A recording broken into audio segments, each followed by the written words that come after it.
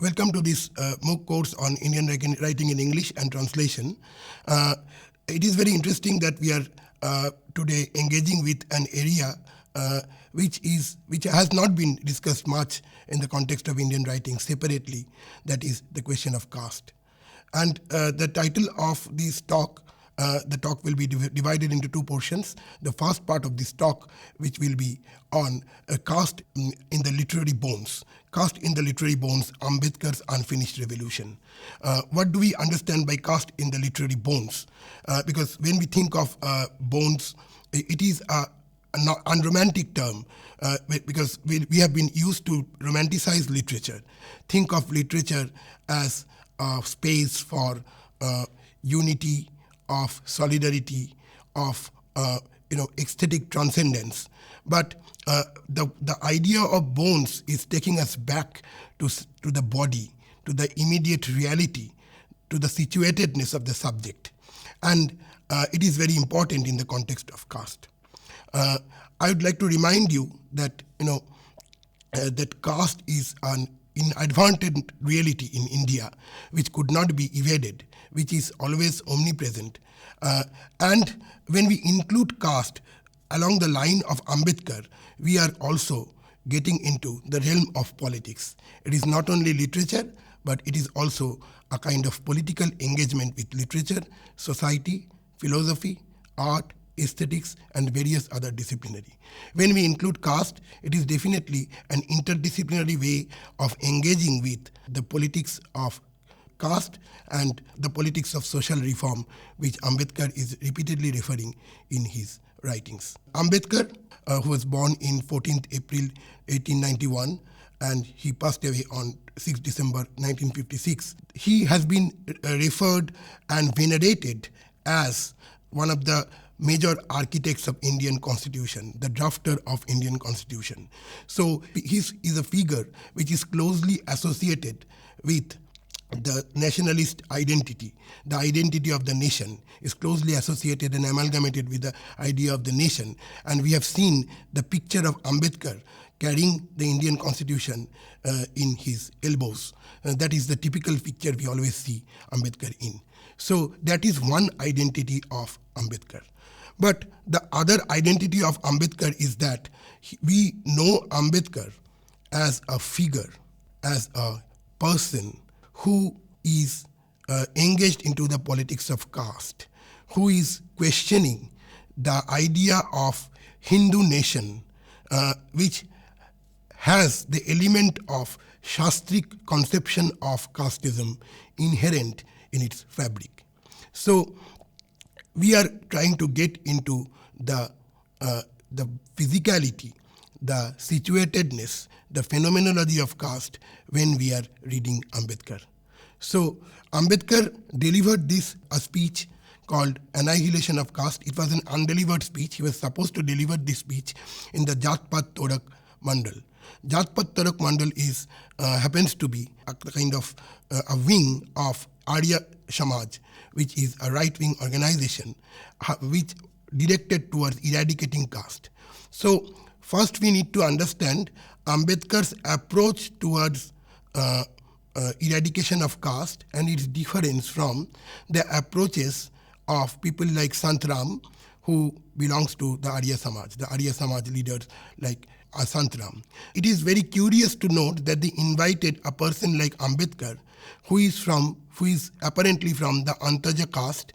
Antaja, the meaning of the word Antaja means who is born in the end. Jata and Anta. Anta means end and Jata means born.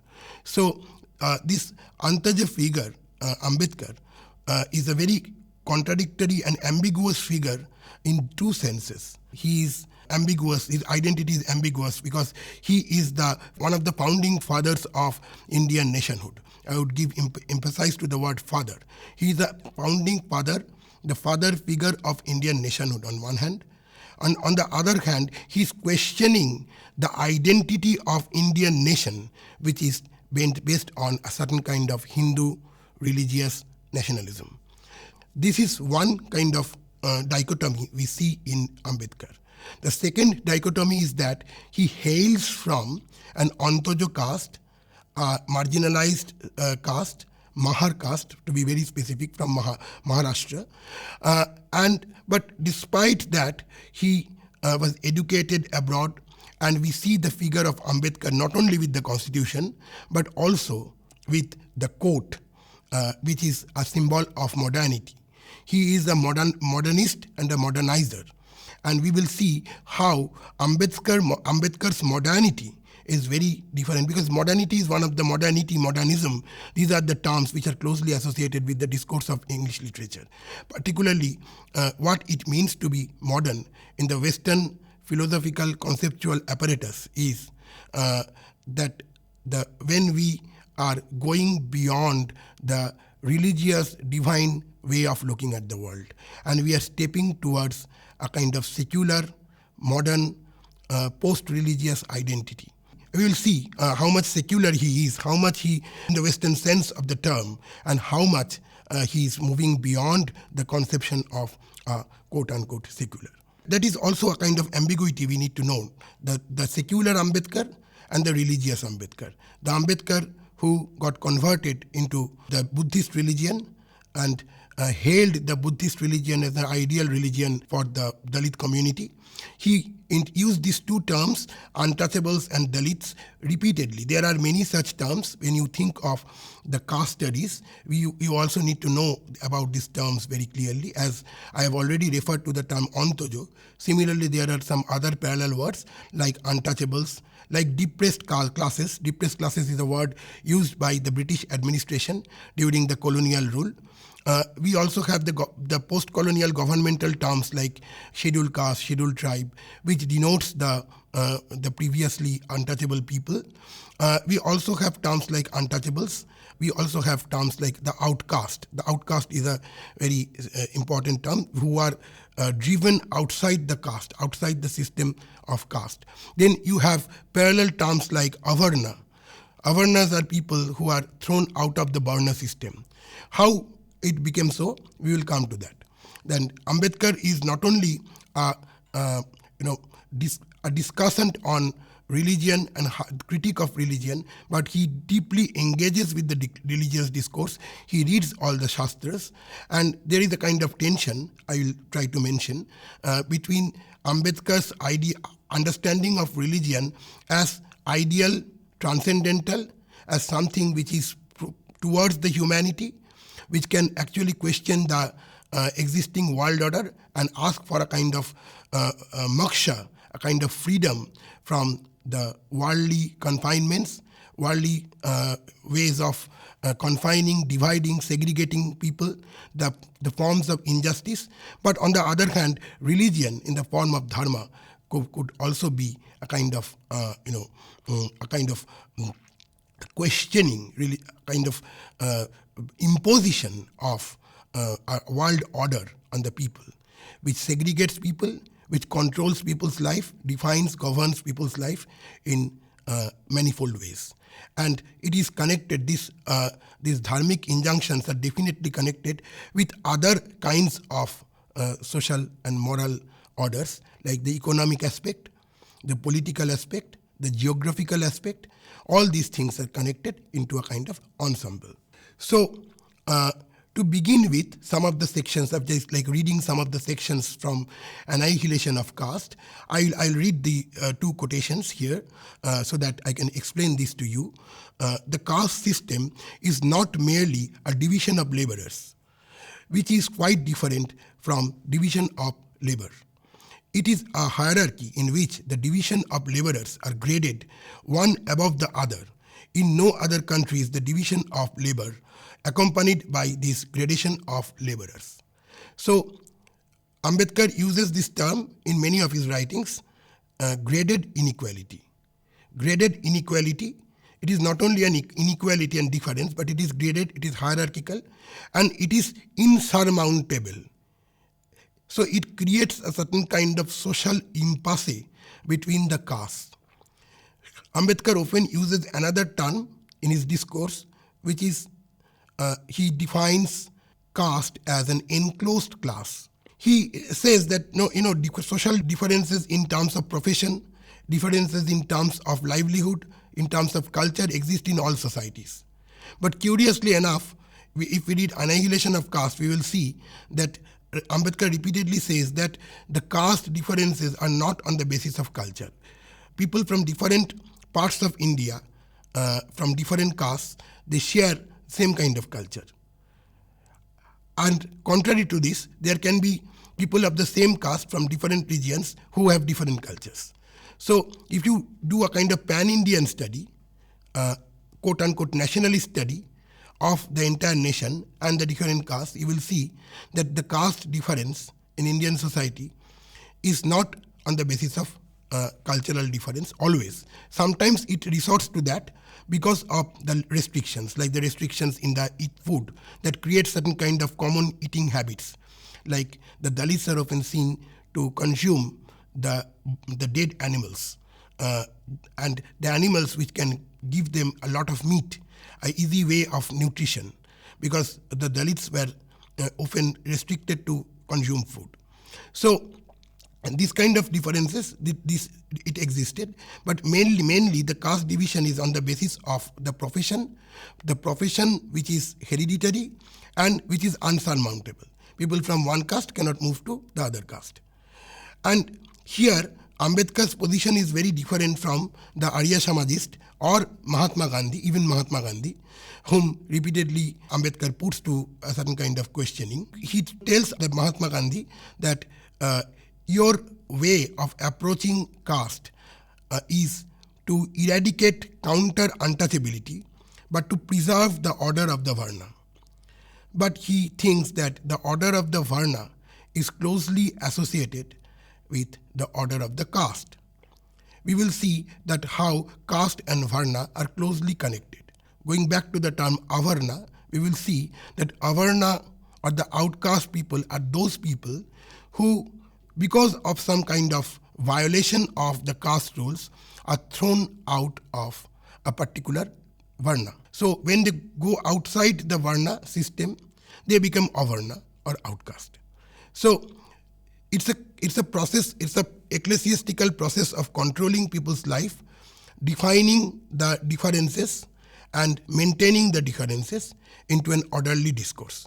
And definitely this way of understanding Ambedkar and this way of understanding caste through Ambedkar's writing, where he repeatedly uses the word social order, it comes very close to what we understand nowadays as structuralism.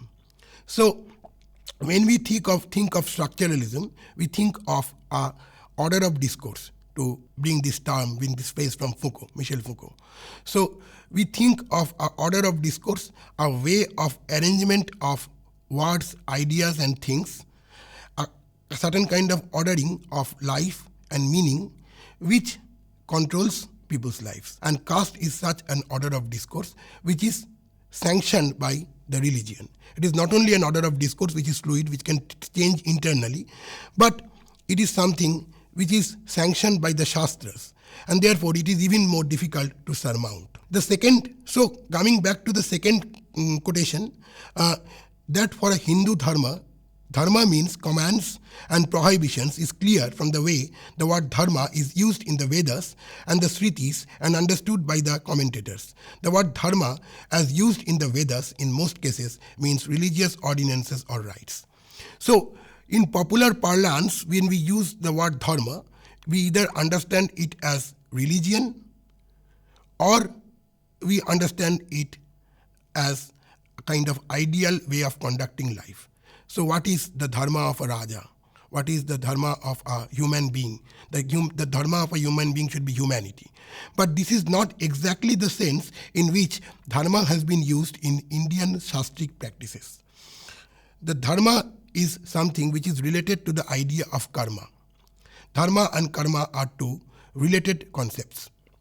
Why they are related concepts? Again, coming back to the discourse of karma, karma is also not as innocent as we think of. It is not any kind of duty, any kind of work, but it is ritual duty. And what is ritual duty?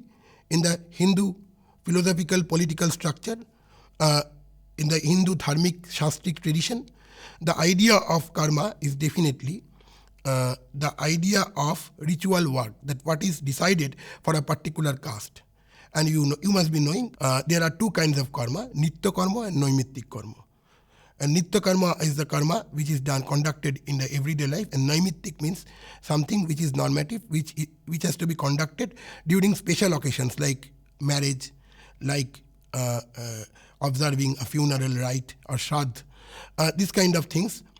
So then there are specific injunctions which you need to follow. So this kind of karmic practices, it orders the everyday life. So there are two aspects of the Hindu religion. On one hand, it creates a large order, and then it creates a series of practices, instructions, which has to be followed in your everyday life. So this is the kind of religious discourse which Ambedkar decides to unsettle, to question, to counter. And definitely, I'd like to point you out, before I go into a larger discussion on literature and literary discourse and how literary discourse is connected to Ambedkar's idea of caste and the kind of the process of outcasting people, and what is the consequence of that kind of outcastism, and how that affects the lives of the people even in the post-colonial governmentality. I will try to tell you that this kind of ordering of discourse, this kind of larger framework of meaning and practices is something which the students of literature often are capable of unraveling from a particular text. So we can also understand caste as a form of text. And a text has the kind of rubric which is woven with economics, politics, philosophy, and practices. It's a series of things coming into an ensemble, into a kind of network of arrangements. We can use our literary skills to understand caste, and Ambedkar's dense reading of caste from various approaches, various angles, could also be used in reading, particularly a Dalit literary text, where we can see an amalgamation of factors which causes the marginalization of the Dalit subject. The significance of Ambedkar, and we can think of the significance of Ambedkar in three possible senses. I have classified this. You may not agree with this classification, or you can also think of other elements in the text of Annihilation of Caste. But these are the three salient features along which I would like to proceed my discussion. First is the insurrectionary thinking of Ambedkar. As I already pointed out, that Ambedkar on one hand is the proprietor of the Indian nation state, constitutor, the maker of the constitution. On the other hand, who is also certain practices of the Indian subcontinent. So he is a critic as well, kind of upholder and critic at the same time. So insurrectionary practices are practices which questions a particular order from within. So Ambedkar is questioning the order from within. He is a revolutionary figure.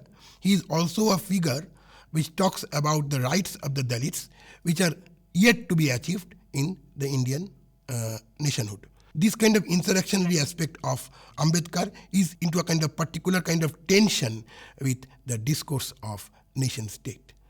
And then we have the second point is Ambedkar's liberal thinking is not in opposition with the religion.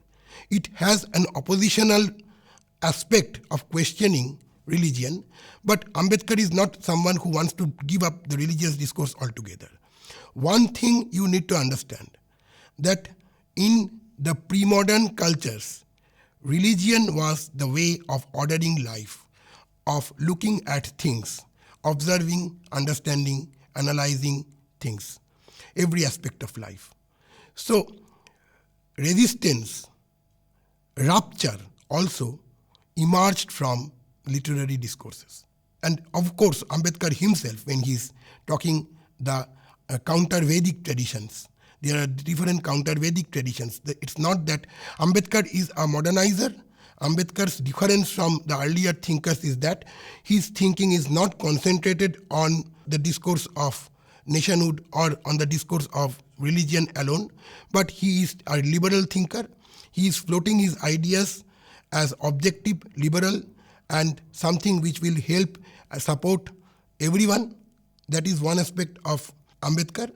And there is the aspect of Ambedkar as a kind of religious thinker who engages with the discourse of religion, and someone who deeply thinks of religion as an alternative space for questioning the order of religion. So there is this two ways of thinking Ambedkar. We'll come to that. And the third point is definitely Ambedkar's prioritizing the social reform over political reform. This is a very, very important point because this has a huge impact on the way we think of politics, geopolitics, and also literature in particular. So keeping these things in mind, we will again go back to the 3 points and discuss them one by one. First is, as you can see, Ambedkar's role as an organic intellectual. If you notice in the entire text of Annihilation of Caste, Ambedkar is speaking from the vantage point of being an Antojo, as a Dalit, as a person who is an outcast. So this constitutes Ambedkar's insurrectionary thinking. So Ambedkar, even when he participates in the discourse of nationhood, you know that Ambedkar's championing of a separate electorate for the Dalits, which did not succeed, and to resist which Mahatma Gandhi actually set for hunger fast for a kind of long period of time, and Ambedkar had to give up his demand for a separate electorate.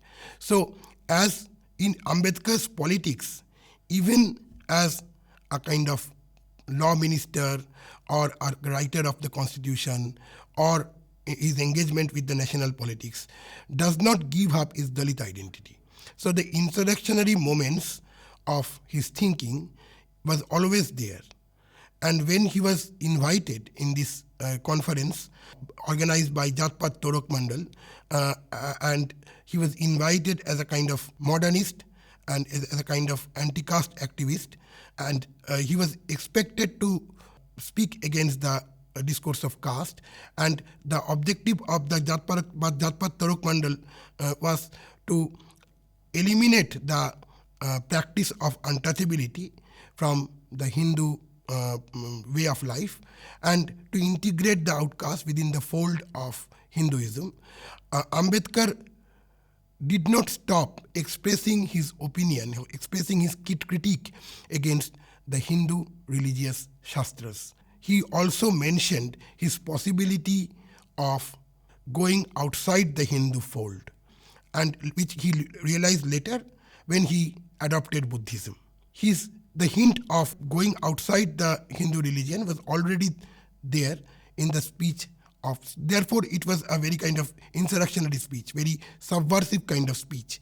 It did not stop at critiquing caste as a bad element of Hindu practice, but he criticized the entire Hindu moral order, the dharmic practices. As you can see in this particular quotation, which is taken from Arushi Punia's Dalit Writing in English, a Dalitification of the History of Indian Writing, note the title of this essay goes very much in consonance with the spirit of Ambedkar.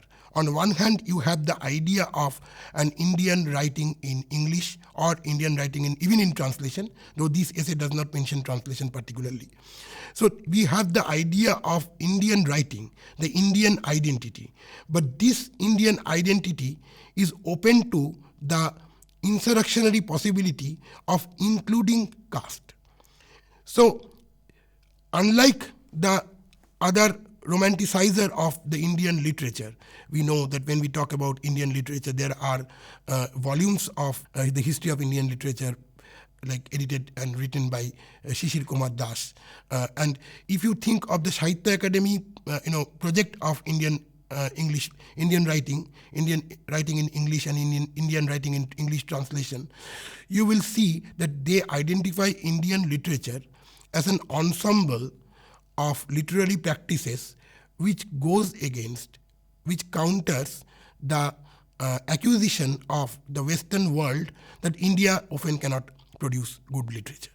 So our idea of literary practices is entirely has always, for a long period of time, been premised upon the idea of the idea of the Indian this Indian writing in English in Indian literature has been premised upon a commonness directed against the Western world. So we always had this idea of the Western literature as something which is sacrosanct, the model of writing literature, and against this the nationalist idea of an Indian literature which connects different parts of India, and definitely which it interacts with the possibility of the Shastric influences, the influences of the Indian religious traditions, philosophical traditions included in Indian literature. But contrary to this, Ambedkar introduces insurrectionary practices when he thinks of including caste, including Dalit selfhood in his thinking. And similarly, when you include Dalit literature, one has to waiting for the visa, a short autobiography, a short memoir of a Dalit. And Arushi Punia discusses this work in the beginning of this article. And he has been hailed as one of the beginners of the Dalit writing in India. And that was also in English. So how India needs to be translated is a question which we need to address. Should we translate India in terms of a fabricated unity, forced unity, or we think of the differences and the collisions and the insurrectionary possibility into the discourse of Indian writing? Just like in the discourse of the Indian selfhood, continuously Ambedkar is including the insurrectionary possibility of Dalit activism, of Dalit ways of resistance. And definitely, this particular quotation taken from this fascinating book by Aishari Kumar, where he talks about the two aspects of religion, the ritualistic aspects of religion, which needs to be overcome, and the idea of religion as an ideal space, which I already talked about. And he uses the word Dhamma, which Ambedkar repeatedly uses. He employs Ambedkar's idea of Dhamma, particularly his engagement with the Navayana Buddhism. He takes the elements of Buddhism which comes close to liberalism, which comes close to the idea of anti-caste justice, and places it to counter the Hindu religious practices. So he uses the religious discourses against the other formidable forms of religion. So this is another form of insurrection, but this insurrection does not happen only to the modern secular. So in this sense, we can think of Ambedkar as a post-secular thinker. Post-secularism is a new critical term which is emerging in the West to question the difference between the religious and the secular, and which talks about the religious possibilities which constitute secular life. And we need to engage with this point also, because when we think of the post-caste world, when people are not believe in casteism anymore, there are minute ways of the continuation of caste, of continuation of casteism, which shows how caste has several afterlives even when it is secularized. So secular discourse alone cannot erase caste. We have to engage with the discourse of dharma and counter it with the ethical political practice of Dhamma, which talks about ethical action, not the karmic practices of repeated following of the Shastric injunction, but the ethical ideal practices. So Ambedkar takes resort to the religious discourse in this way. We are coming towards the end of our discussion. I would say, and the last point which I mentioned is Ambedkar's prioritizing of the social reform over political reform. This is a very, very significant point because it questions the discourse of nationalism, of Marxism, of post-colonialism as well. When we think of the post-colonial literatures, we think in terms of national unities against sometimes people who are conforming to the nationalist unities, but also having influences of the colonizers. So there is this colonizer-colonized binary. This binary is questioned when we think of Dalit literature. This is very, very important. The last point which I'd like to mention is how our thinking is prejudiced. The word prejudice, as explained by Gyanendra Pandey in his book, The Empire of Disgust, is it talks about prejudice, the idea, a judgment which has been taken before. It is not a justice which is yet to come. In the language of Jacques Derrida, we can think of a justice which is yet to come. The insurrectionary possibility of Ambedkar's thinking talks about a justice through a dense reading of the dharmic texts and the literary texts together for a justice to come, for a future which is to come, l'avenir in French, Derrida calls. So this kind of call for a future justice is very much interwoven in Ambedkar's annihilation of caste. So he apparently wants to eradicate caste, eradicate Hinduism, but he also wants to reform Hinduism. It will be a Hinduism based on the transcendental philosophy of religion, which would defy the Shastric injunctions. It will not be a set of rules of practices which are decided beforehand, a prejudice. So so we need to question the common sense. We need to get into the critical philosophical practice, which we see in literary texts as well, and which Ambedkar engages and encourages in his annihilation of caste. Thank you.